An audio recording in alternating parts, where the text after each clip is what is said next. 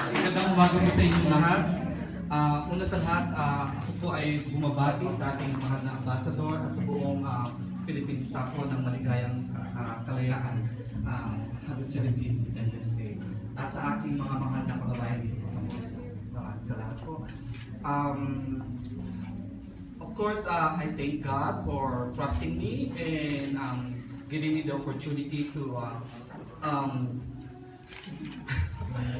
perform this task, okay?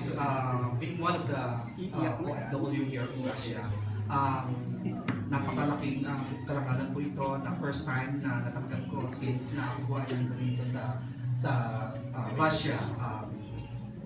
15 years sa Anglo-American School plus my medical school, 7 years, so total of 20. Bata pa naman sa dito.